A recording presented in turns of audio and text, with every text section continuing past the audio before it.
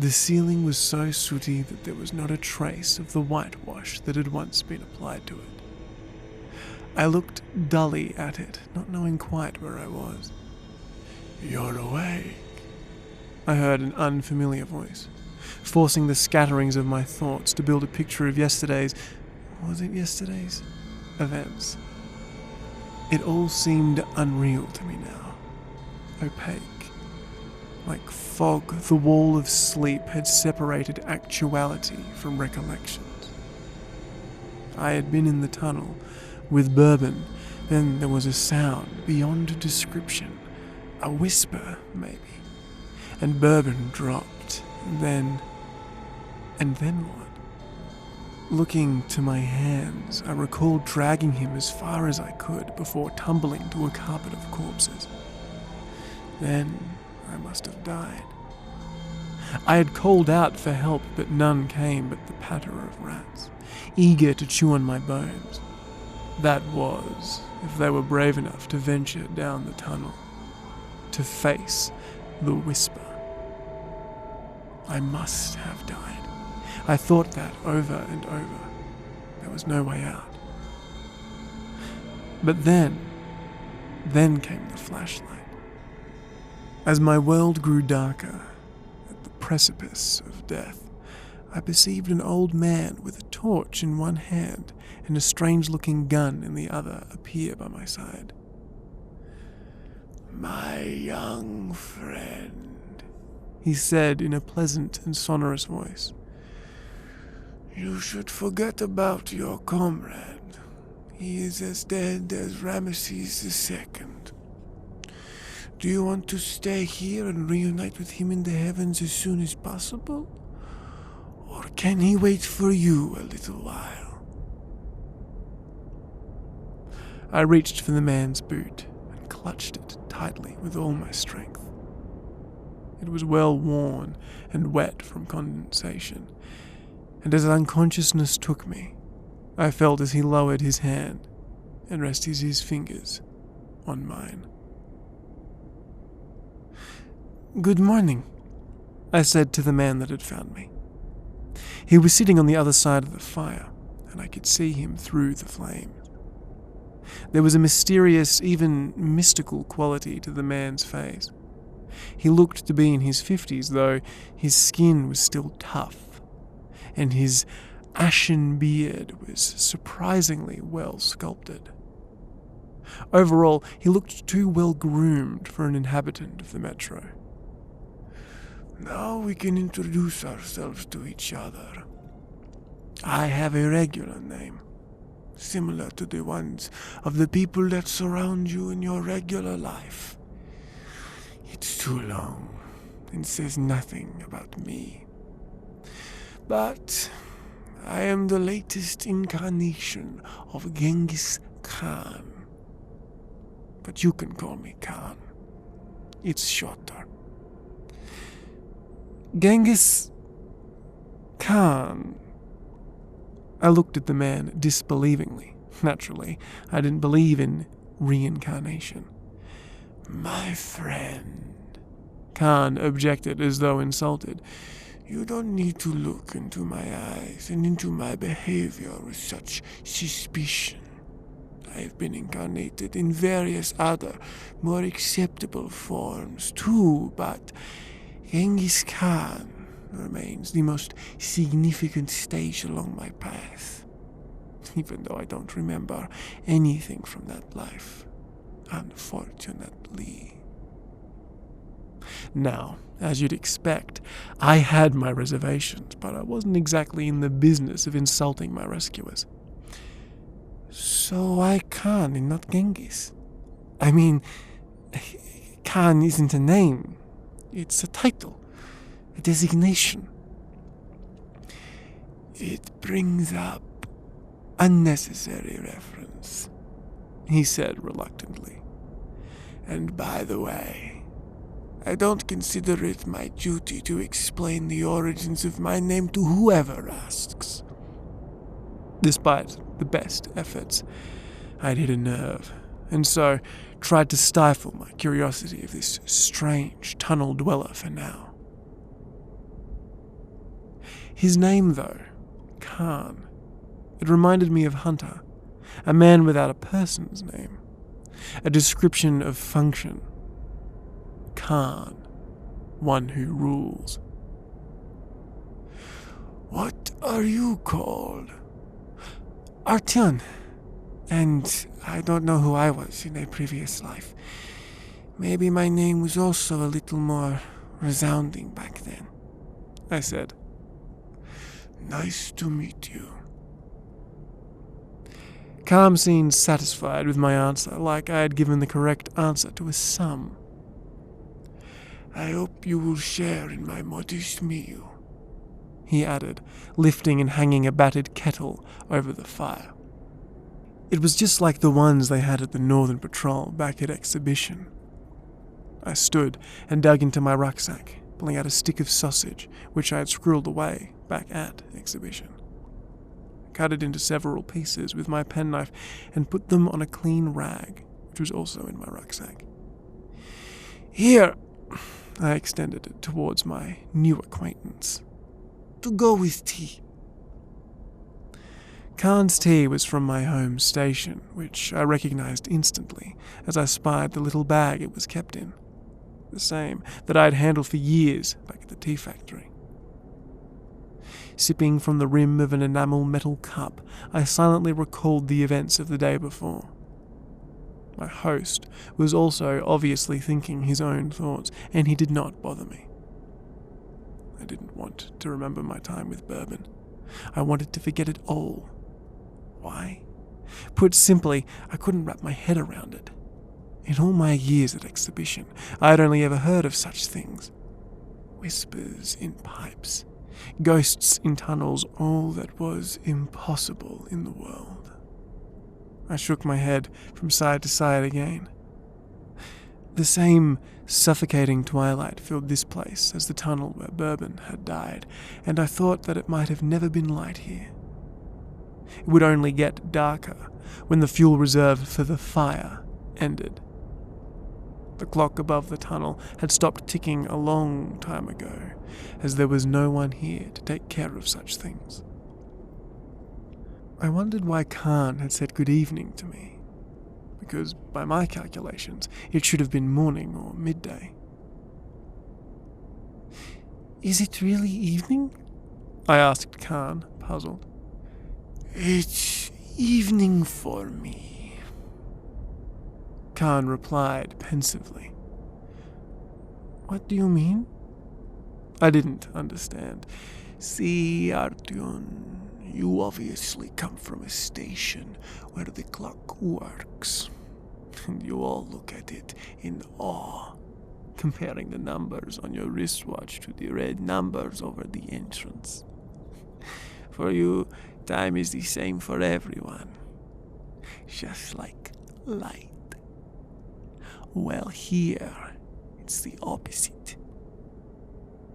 Nothing is anyone else's business. No one is obliged to make sure there is light for all the people who have made their way here. Go up to anybody here and suggest just that, and it will seem absurd to them. Whoever needs light has to bring it here with them. It's the same with time. Whoever needs time, whoever is afraid of chaos, needs to bring with them their own time. Everybody keeps some time here, though. Their own time, and it's different for everybody. And it depends on their calculations. But they're all equally right, and each person believes in it, believes in their own time, insubordinates their lives to its rhythms. For me, it's evening right now. For you, it's morning. So what? People like you are so busy keeping up all the hours you spend wandering, just as people in ancient civilizations kept pieces of glowing coal in smoking crucibles in the hopes that they could conjure fire from them. But there are others here who lost their piece of coal, maybe even threw it away. You know, in the metro, it is basically always nighttime. It makes no sense to keep track of time so painstakingly.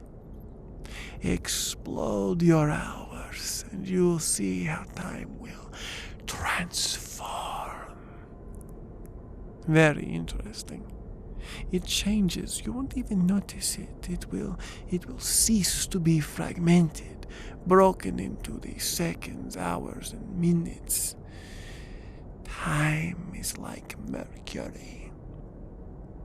Scatter it, and it will grow together again.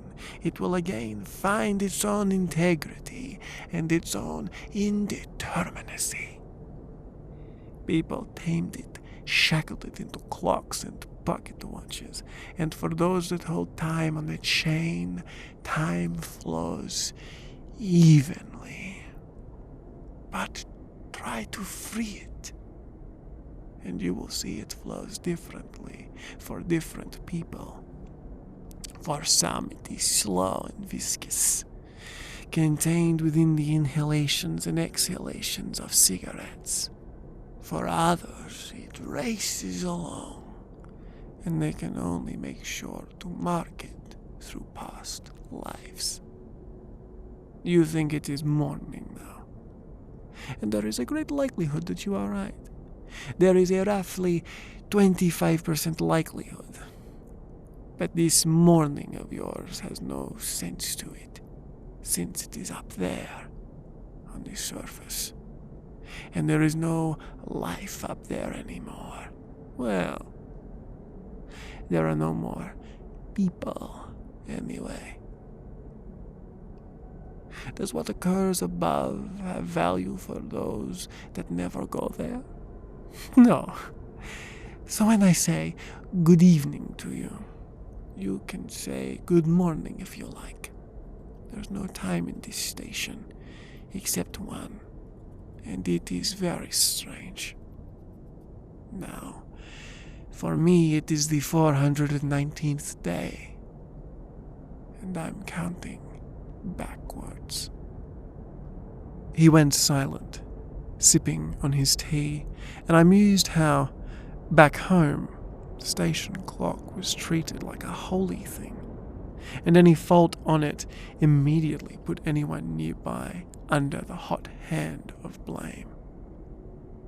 The authorities would be quite surprised to learn that time did not exist, that the thought of it had just been lost. What Khan had just described reminded me of one of those funny things I noticed as I grew up. They used to say that back when there were trains, they whizzed up and down the tunnels, and their voice would say, "The next platform will be on your left or right when you reach station XYZ." Is that true? Why?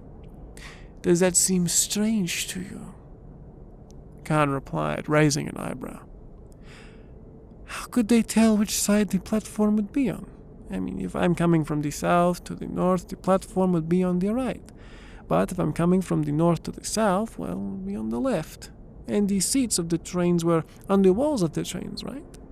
So, for the passengers, the platforms were either in front of them or behind them.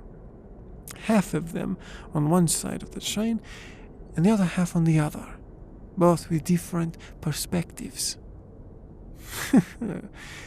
You're right, Khan answered respectfully. Basically,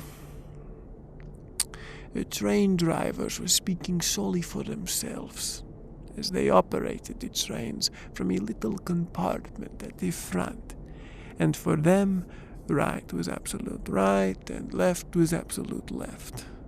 So it was just for their benefit. So in principle, they might as well have said nothing. But I had heard those words ever since I was a child, and I never really stopped to question them. Thank you for helping me to consider them again. Some time passed, and finally Khan said,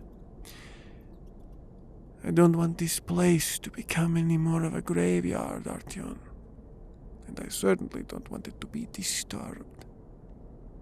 When you're ready, I'll escort you beyond this place.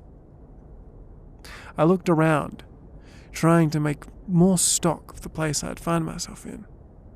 Can't imagine people. A station. But it was just us. Where are we exactly? Khan sighed and said, "It had another name once, but that was too long and says nothing about it. You are in the forgotten place, a station barely any distance from where your friend died. I call it cursed, not as a pejorative, but as a description of function."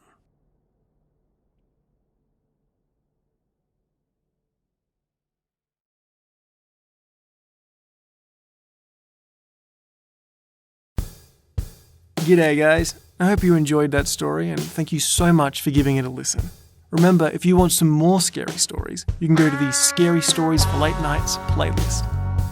Duskbowl has been a fantastic project to work on, and remember, if you've got any fanfic or fan art or any just questions about the series, feel free to email me at duskbowl.fm@gmail.com. I love every single one of you, and you've made being a microtuber probably one of the best experiences of my life. I want to give special thanks to my patrons, of course, being Lady Nevermore, Skulk Queen, Catherine Gordon, The Curator, and Stephen Stevens. If you see them in the comments, please say g'day. And to all of you, I bid you logs of love and shit shippers.